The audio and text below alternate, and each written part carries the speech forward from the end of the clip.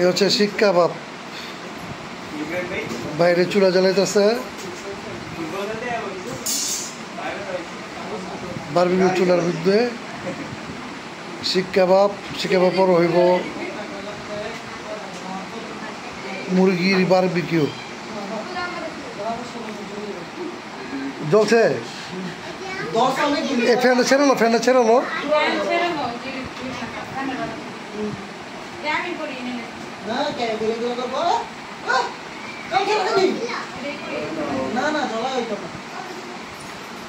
মাংস কেরা রয়ে গেছে,